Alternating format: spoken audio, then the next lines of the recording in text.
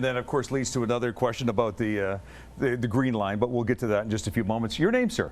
Nicholas Herrera. Hi, Nicholas. Nicholas has a question for you, sir. What preparations has the city of Calgary taken towards the Syrian refugees aside from housing? Oh, thank you for asking that question. The community has done unbelievable work. I feel like all I'm doing is giving people URLs to go to. Calgary.ca/Syria, that's an easy one.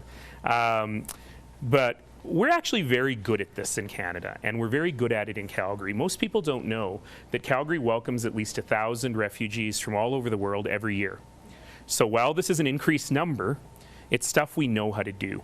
And so a really wonderful organization called the Calgary Catholic Immigration Society is leading up the efforts in Calgary, utilizing many, many different nonprofits and government agencies, including the province and the city. But this stuff's really, really important. We have to remember that those people who are coming are fleeing unspeakable violence, unspeakable trauma. And it is really, really important that when they get here, we give them the best possible start in their new life as Canadians. That's everything from making sure they are welcomed at the airport, to ensuring that they have access to language skills, to making sure that the kids, when they start in the school system, have all the supports that they need. And you know, I've been hearing so many great stories across the community on people who just want to help.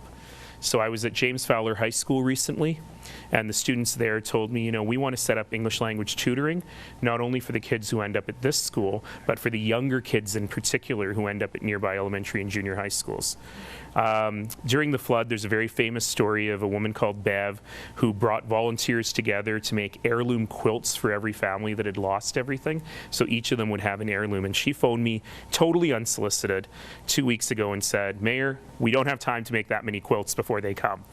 So instead, I'm calling out to all knitters in Calgary, because I want to make sure that we knit hats and toques and mitts for all of these people as they hit their first Canadian winter by the time they get here. We've had First Nations groups say that they want to make sure that every family is welcome to this land with a drumming ceremony.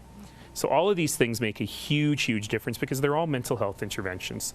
They're all really helping these people get past the trauma, knowing that they're in a place of safety and sanctuary, and they're going to do well here, and their kids are going to do well here. The last count, Mr. Mayor, we hear about 1,300 Syrian refugees are coming here to Calgary, of which we also hear that half are children. So there has been a bit of concern as well, too. Folks are saying, well, wait a minute, jobs. Can you address that? Absolutely. So let's remember that last year, in the economic downturn, we added 3,000 people a month to Calgary. 3,000 people a month. So to add 1,000 or 1,300 people over the course of several weeks and a few months, this is a big and resilient economy. We can handle that. And as I said, a lot of these folks are going to be in language training. They're going to be settling down. And so I imagine that they will be entering into the workforce in dribs and drabs. And our workforce is big enough and resilient enough to be able to absorb that. If we couldn't absorb that many people over the course of time in this economy, we'd be in a much bigger economic downturn than we are. You wouldn't have said yes, Mr. Mayor. You would not have said yes.